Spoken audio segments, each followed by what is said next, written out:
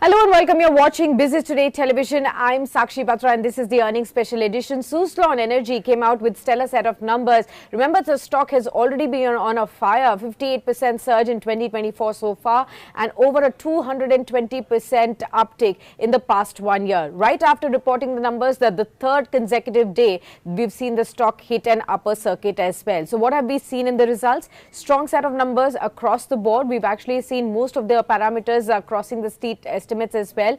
The profit after tax jumped by 3 times on a year-on-year basis to 302 odd crore rupees. Revenue has come in at 2016 odd crores. EBITDA at 370 crore rupees, and of course the margins at 18.4%, a sharp uptick from 14.8% earlier. Highest ever deliveries in Q1. Several other parameters as well that we will now discuss with the top management joining in on the show. Mr. Himanshu Mody joins in. He's the CFO of Suzlon Group. Warm welcome and thank you so much for taking the time out, and congratulations at the outset for stellar set of numbers. I think the street would want to now know that whether this strong performance both on the top line and the bottom line would be sustainable. Would you be able to maintain the growth rates that you have reported in Q1, and what exactly do you foresee for the entire rest of fiscal year, sir?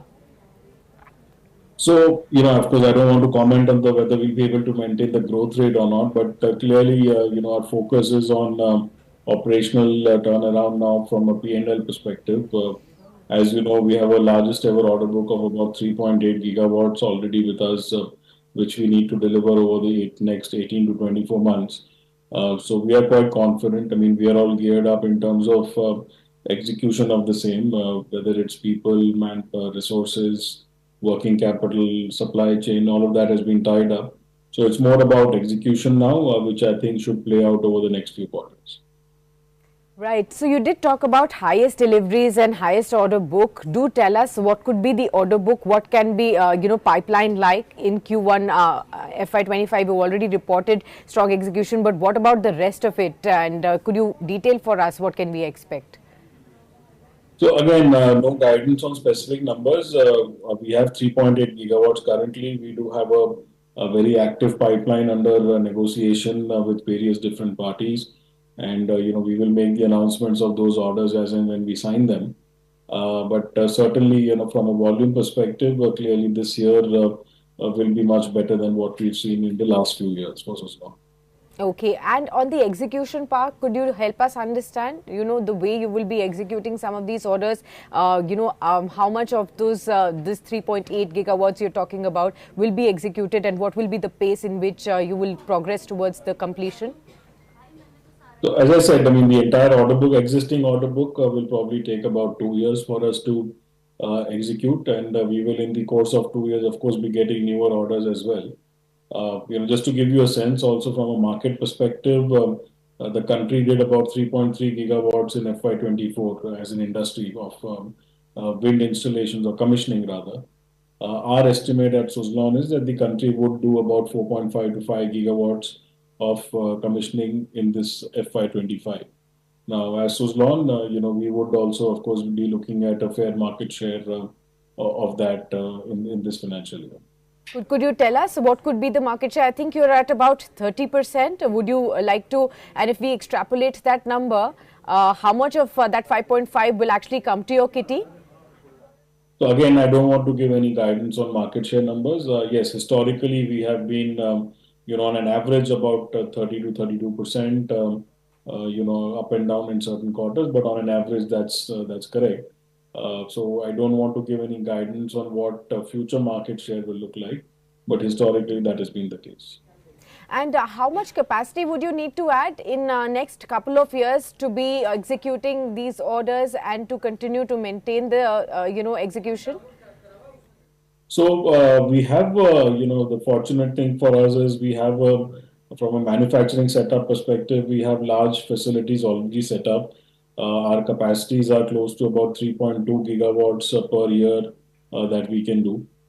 We are now also in the process of investing in some capex, which will be to the tune of 4 to 500 crores in this financial year, which will all be met through internal accruals. And that will also help us augment the capacity significantly. Okay. Now help us understand a bit on the margins front, sir. 18.4% is what you've done. What could be the going rate for the rest of the quarters, and overall by the end of FY25, what would be a band in which you could be seeing the margins? So margins, again, you need to look at our businesses a little distinctly. Our O&M business, we've done an operating margin of anywhere between 40 to 43%, and I think that trend would continue for the next few quarters. Similarly, for the WTG business, which is our manufacturing and projects division, whilst this quarter we've done a contribution margin of about 22.5% and an EBITDA of about 8%. I think that is something we should be from a contribution margin. There may be some shortfall in the subsequent quarters, but from an EBITDA margin perspective, I think we should be able to maintain 7 to 8%. Okay, but wouldn't this be, okay, so you've broken this up, consolidated basis, what could you maintain, sir? So consolidated basis, EBITDA margin in Q1 has been about 18%. I think, as and when our WTG division does more and more deliveries and manufacturing, the share of pie of the lower margin business would increase. And therefore, the 18% would trend down marginally. But I think that's why you need to look at both the business margin profiles quite distinctly. Okay, so you're talking about these three business divisions. Could I understand, for the rest of FY25 and going forward, maybe next couple of years, where do you see the growth driver coming in from? Would it be all three, moving together, cylinders moving together? Would it be one where you would focus more? How would you really look at the segment division? No, so we are looking at all the three cylinders firing at the same time very clearly, and all the three divisions go pretty much hand in hand with the WTG business being the engine. So if that is on the upswing with higher deliveries and volumes over the next few quarters, that would mean better business for SE Forge, which is our foundry and forging division, and also for our operation and maintenance division. Right. I also wanted to just get a sense of, where exactly geography-wise are you getting more orders from, and where do you see, adding capacities going forward from here? I think the large concentration thus far has been down south in Karnataka, and maybe on the western side it's been on Rajasthan front. Where else geography-wise in domestic, market would you be really looking at to garner more order flows coming in? So historically, the company, because of course, the wind trends, has been very strong in Gujarat, Maharashtra, and Tamil Nadu. We are now focusing on Karnataka and Rajasthan, as you rightly said. In addition to that, we see Andhra Pradesh as the other state where we will have our focus upon. Okay, got that. Let's also understand something else, sir. We just have come out of the union budget. I wanted to understand, what did you pick up for your own sector from the budget commentary and the fine print thereafter? Is there a strong indication that there will be continued support from the government to step up the pedal on this renewable energy space, and especially on the space that you are catering to, the wind energy space? And what can we expect over the next 2-3 years? Would this mean a lot of growth opportunity for you? Help us understand your insight. So very clearly in the union budget, while there may not have been any specific SOPs for wind industry per se, but there was clear emphasis on the new energy transition that was provided by the Honorable Finance Minister. And we are seeing even outside of the budget, the regulator is very clear that there has to be a significant push in the renewable energy space for both solar and wind. And therefore, I think it's unidirectional in terms of growth trajectory from a policy perspective. All right. Well, on that note, thank you so much, Mr. Modi, for being with us on the show. All the very best to you for the coming quarters, and congratulations yet again for a strong showing right here. We do hope to understand, the progress on both your orders, executions, as well as the way the margins will shape up going forward. And we'll hope to have you back on Market Today and on Business Today soon. Thank you, Sakshi.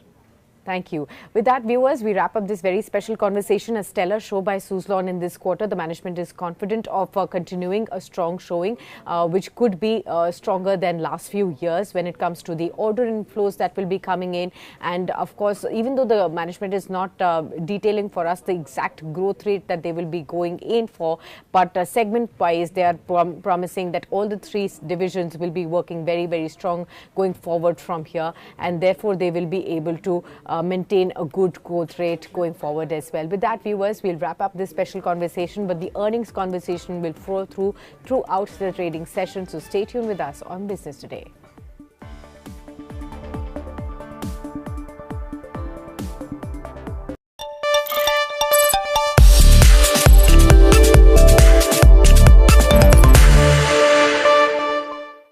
Narendra Modi सरकार 3.0 का पहला full fledged budget और जिस बात की उम्मीद बिहार और Andhra Pradesh JDU और टीडीपी लगाकर बैठे थे, वो कहीं ना कहीं बिग बोनांजा इस बार बजट में मिला है। हमारे साथ हैं केंद्रीय मंत्री और टीडीपी के वरिष्ठ नेता राम मोहन नायडू। नमस्कार। जिस बात की उम्मीद थी वो उम्मीद पूरी हुई? उम्मीद पूरी हुई, पूरी तरह से संतुष्ट हैं। बहुत खुशी की बात है। केवल ये आप तेलुगु देशम की तरफ से मत देखिए, 5 करोड़ आंध्र प्रदेश के लोगों की तरफ से देखिए। जिस तरह से हमने चुनाव में एनडीए की सरकार राज्य में और केंद्र में भी बनाया, हमारी सोच यही थी कि केंद्र सरकार से इस तरह की मदद हमें मिलना चाहिए। उसको पूरी तरह से नरेंद्र मोदी जी ने वो एश्योरेंस को पूरी तरह से उन्होंने निभाया, वो दर्शाया आज बजट के रूप में। तो इसके लिए हम दिल से आंध्र प्रदेश की तरफ से प्रधानमंत्री जी को धन्यवाद देना चाहेंगे। सरकार की तरफ से तो अनाउंसमेंट हुआ है, लेकिन आपने फिर बजट को बड़ा फाइन रीडिंग भी किया होगा। क्या बड़े जो हैं अनाउंसमेंट इस बार आंध्र प्रदेश के लिए केंद्र की तरफ से हुए? तो सबसे बड़े अनाउंसमेंट में से था कि आंध्र प्रदेश को अमरावती कैपिटल रीबिल्ड करना चाहिए। ये रीबिल्ड की बात क्यों आती है? सबसे पहले चंद्रबाबू जी ने अनाउंस किया था अमरावती में कैपिटल बनेगा। बहुत सारे किसानों ने लैंड भी डोनेट किया था उस प्रोजेक्ट के तहत। तो जब जगन रेड्डी की सरकार बाद में